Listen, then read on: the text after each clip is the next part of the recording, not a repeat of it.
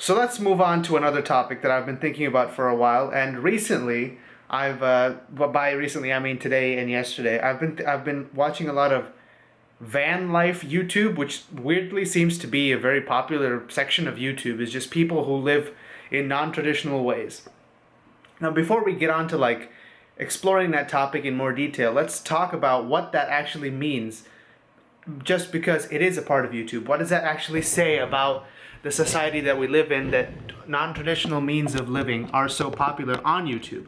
Is that just a fact of YouTube being primarily popular among 18 to 35-year-olds, and that's some kind of vicarious rebellion that they engage in by having people who make videos about living in a van, or living on a houseboat, or living on a normal boat, or living in like a log cabin in the woods or something? Is that something that they just do because they feel like they won't be able to do those things, or is it something that they take direct inspiration from and then apply to their own lives? If you go through the comment section on these videos, you can see a lot of people be like, hey, I really like this video because you told me about this particular problem I was having while doing this. It's like, oh, how you solved this problem, that was really useful to me. And I was watching this and I'm thinking, like, what inspires people to like live in vans, right? Because traditionally that hasn't been like a very like popular method of living, I assume, for some reason. Who could imagine, right? And it's been people who like aren't poor enough to be homeless, but have like some kind of vehicle that they can live in justifiably, like well enough to have save and make that their permanent home. So I was thinking about this, and it occurred to me that, is it just the cost of living? Is it just like the cost of living is like this weirdly inflated number that happens to be just way higher in the West than it is anywhere else, and that because of this like weirdness, that it inspires people to like get out of the traditional means of living, even though it's so much more comfortable to live in a house than to live on the road and just get out on their own, just because it's so much cheaper? Is that what it is? And I was thinking about this, and I watched this video which these van life people did, and they make like $4,000 a month, and they were they spend almost all of that, by the way. They didn't account for taxes in their video, which I was thinking, like, did you account for taxes in that? Because the government takes 30% of everything. So if you don't account for taxes, you're gonna get fucked at some point, maybe in April, when you realize, oh shit, I owe the government a lot of money. Especially if you're a freelancer.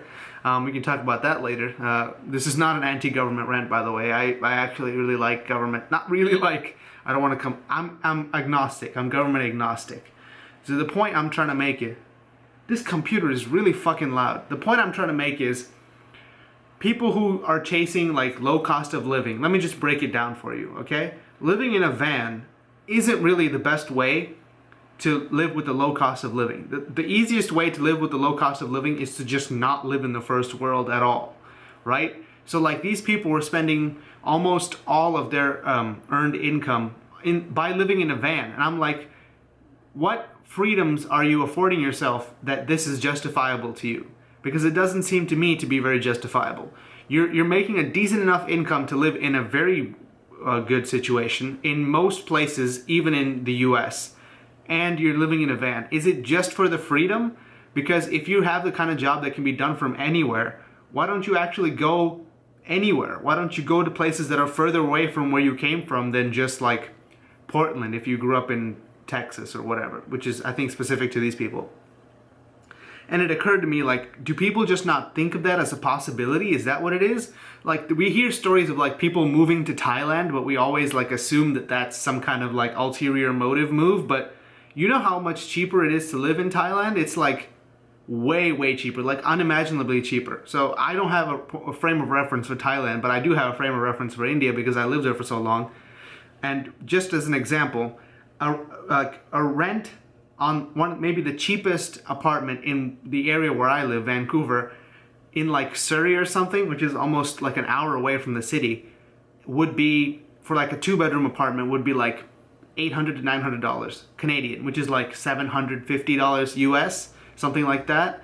And that's not like super expensive. That's not downtown Manhattan expensive, but that's almost really expensive. If you break that down per day, that's almost $25 per day just for your rent, right? And that's where we fall into the trap of like people paying more than 50% of their earned salary going directly to rent, which is like a completely unsustainable situation, which has been broken down in various economic papers. I don't want to get into that. But the point is, if you're spending that much money on rent, how much money do you have to be making for that to be justifiable, right? If you have to be working 8 hours a day at like the minimum wage here in BC is like $12 an hour. That's like $96, and you're spending 25 of that on rent. Again, pre-tax. The government takes 33% of everything, provided you earn enough money to be taxed. So really, you're only making like $64 a day, and you're paying 25 on rent. Now, I don't know if rent is tax exempt. I'm not sure about that, but that's not a good calculus, because how much are you gonna be able to put aside for when you get old if you're spending nearly half of it on just having a place to be, right? For reference, in India, a fucking luxury apartment with like 3 bedrooms, 3 bathrooms, like it was like 3,400 square feet, which is 3 times the size of the current house that I live in, cost at the time 15,000 rupees per month, which is $300. That sounds really low, right? But for the people there, it's fucking expensive as fuck. Like, that would be like, if you said that you pay that much in rent, even rich people would be like, fuck, you're bougie, I'm not gonna talk to you. You have way too much money and way too little sense. So if you really wanted to live really low expense, and the utility fees and everything else is scaled down proportionately, if you really wanted to live like a super low cost of living life, why wouldn't you go to a country like that, where the cost of living is so low, you have so much more freedom if you can do your job from anywhere. Now, you might say you don't get the facilities, you don't get to meet your family and such, plane tickets or whatever. I would say to you, to that, you're spending a vastly larger amount of money. Like, they said they spent $1,500 per quarter just on van maintenance. That works out to like $400 a month on just maintaining the van that they live in. They live in a fucking van and they spend $400 a month on maintaining it. Why, you could get, for 75% of that, you could get a whole apartment. You could fit many vans in an apartment. It's a very big apartment. You can get that for less. More for less. Now let me break down some of how this works. Now, obviously, when you do this, there are going to be trade-offs, right? You're not going to have access to like the best roads in the world. You're not going to be able to see the Grand Canyon, first of all. So you're going to be a tourist in a different country. The only difference is you're going there to live, right? You're going to live there, and the US passport is so powerful that you can basically do that at minimal inconvenience to you, right? This is one of the things that don't really get discussed with how much privilege people have in the Western world. And I thought I'd just elaborate on it for a second before returning to our main topic. It's that if you have a US passport, you can go to like 190 countries without a visa. You can just go. Like, if you ever watched a Casey Neistat vlog, he doesn't spend a lot of time in embassies. Doesn't that, for anybody who doesn't live in the US, that's like a foreign concept. If you have the money to travel at all, is that pretty much any kind of travel involves going to an embassy of some kind. You can't just go wherever you want, just go to the airport, buy a ticket, and just get on a plane. That's not really how it works. You have to go to the embassy, get a visa, or you can apply for it online. Some people can apply for it online. And then you get a visa. You have to wait like a month or multiple months, or sometimes less than a month, rarely, for this to happen before you're given permission to travel to a different country, because they don't want poor people in their country. That's basically the only motivation I can see for this, other than maybe China's going to get some more visa-free countries coming up just because they have so much tourism money to blow. But really the motivation is they don't want poor people in their country. So when you have a US visa, you have so much privilege. You can just pick up and move to any random corner of the world. You can live there for 6 months and then only have to come back after 6 months because they give you a 6-month tourism visa if you really want it. You can go there without a visa initially. You can apply to get a 6-month tourism visa. That's perfectly fine.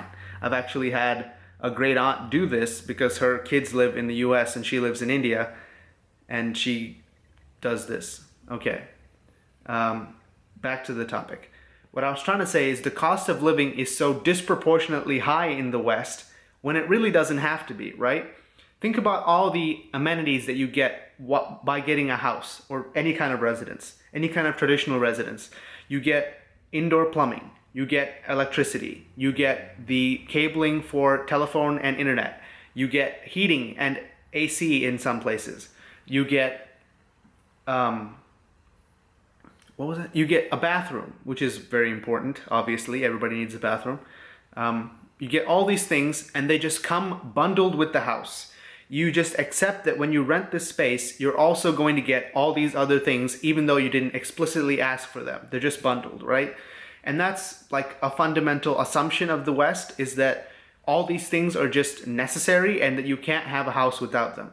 If homeless people were given the option to, like a bunch of people live in storage spaces and they just spend $40 a month or $20 a month on gym memberships to get the amenities that they need at a less convenient access point to them, and they pay less money because of that to get that, and that's not accepted just because the zoning laws. If people wanted to live in storage spaces, don't you think there should be a market that could cater to that? I don't see why a house has to be all these preconceived things. Like, a house has to have indoor plumbing, a house has to have all the electricity and connections and stuff like that, given it is minimally expensive to put those in this day and age. But at the time the houses were made, they weren't. So why would they just assume that you either have to pay for all this, or you have to live not in a house at all? You have to live in your car, which is much worse than this.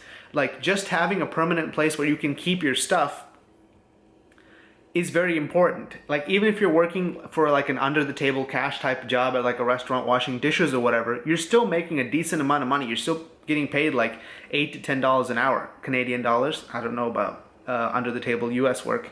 And that does add up. Like, if you work 5-6 hours a day, you make $60 a day. But really, that's not enough to like settle up and get a house and stuff like that.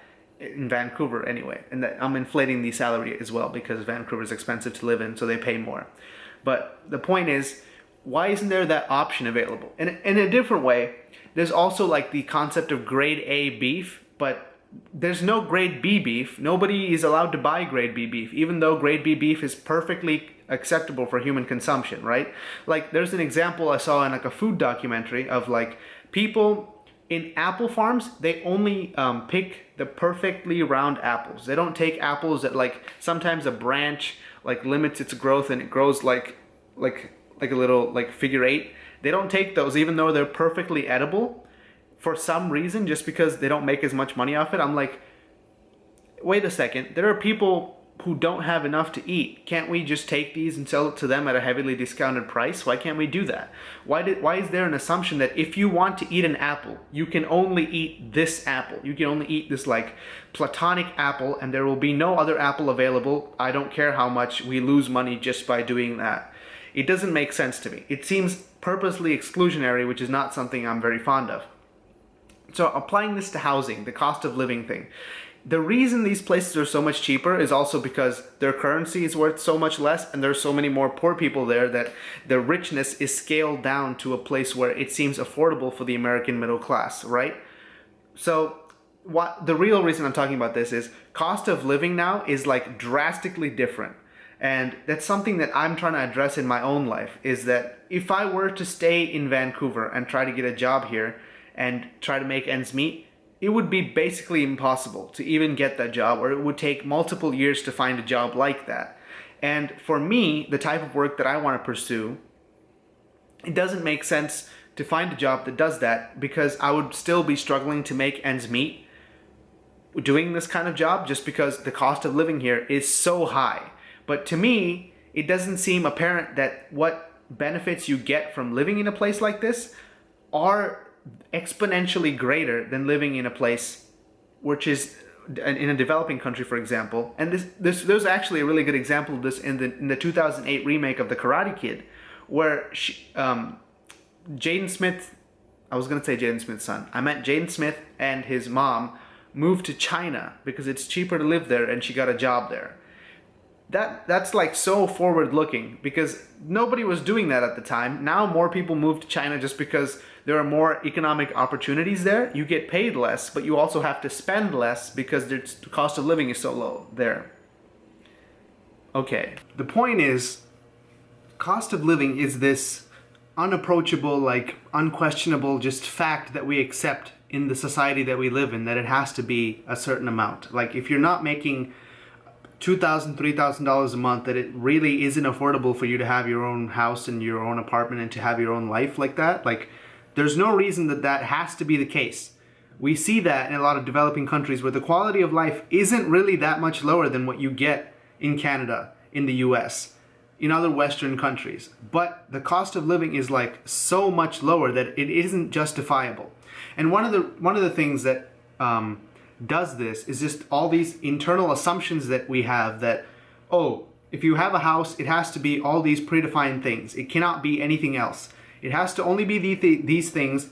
And if it is anything else, it's inferior, right? It's not just different. It can't just be a different option. Like maybe I don't want to pay $1,500 a month for a 2-bedroom apartment. Maybe I don't want that. It's not that I can't afford that. Maybe I don't even want that at all, right? Isn't that what the van life videos are telling us? Like, it's not that much cheaper to live in a van than to live in a house, but I just don't want that. For example, I'm just going to throw out some examples now of what I think could be sustainable alternative living methods that companies could maybe cash in on and make money. For example, in a residentially zoned area, if you made a large storage facility type apartment building, just gave everybody a small amount of square footage, charge them accordingly, and make it like a parking garage, like make it 5, 6, 7 stories high. I think that's the maximum you can get away with in a residentially zoned area. Is that inherently less profitable than this multi-apartment story townhouse type building? Maybe. Maybe it's not. We don't know. The square footage usage is so low, and you don't need to do all the fittings that you would have to in a normal apartment building. Maybe it's more profitable. You don't even need wiring to each individual house because nobody even uses Ethernet anymore. You can just put a Wi-Fi modem that can handle like 50 people or whatever. That's way cheaper than having Ethernet run to every single cubicle, right? That's an option. You don't even have to have bathrooms in the place. They can go use it at a gym or something. Is that sustainable? I don't know. That's just an option. In another method, what if you have like little houses that don't have a backyard and all that kind of stuff? Like you cut down on the amount of like extraneous land use by just having the house like right up to the sidewalk and just having a little bit of house. You can fit a whole nother house in the space behind the first house, right? That happens in Vancouver all the time. Backyard space is completely useless. People build little sheds in their backyard just to rent out to other people for exorbitant amounts of money. If you can double the land use that you have in these residentially zoned areas, doesn't that make it more profitable? Do you have to you're not losing any money on this. You have to build more houses, but you sell more houses as well. At the same time, do you have to have this much space? Can't you get rent like one room like this? This is like a 200 square foot room. I'm gonna say like 150, 200 square foot room. There's really no apartment you can rent that's this small, because the assumption is this is just too small. This is slightly bigger than the storage space area, but it's still big enough to live in. Like all I would need in here is a little kitchenette you could put in the closet back there, and maybe like a shower or something, and just use a community bathroom, or just have a community bathroom anyway. Is that like just objectively worse? And these all could be structured in many different ways. You could rent these, you could rent to own these, you could buy these straight up.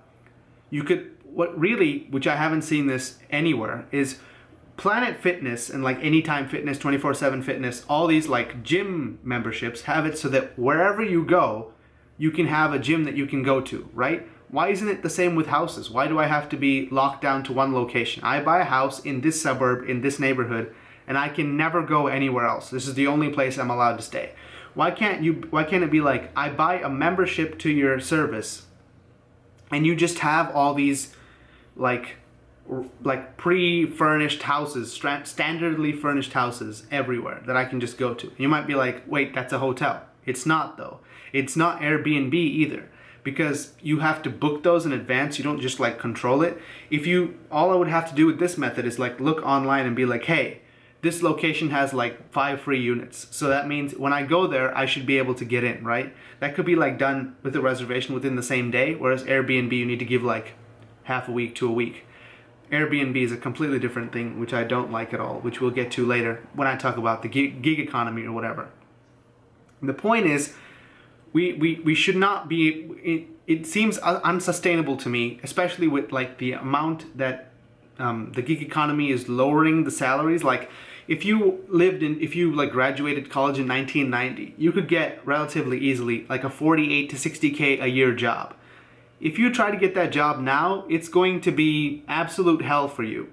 So recently, I looked at some computer coding positions or something. I don't know how to describe it exactly. And like they start at like $17.50 an hour. That's in Canadian dollars. It's like $15 an hour for a coding position. So there's not even any inherent salary advantage to working in this, whereas like working as a warehouse employee, there's no difference at all. So the overall salary in the gig economy is going down just because companies are trying to decrease labor costs, which is full credit to them. They are created to make profit. One of the most expensive things that you can do in a business is pay for labor. So it does make sense that they want to decrease these costs, but at the same time, this method of living that we have now is completely unsustainable with these salaries.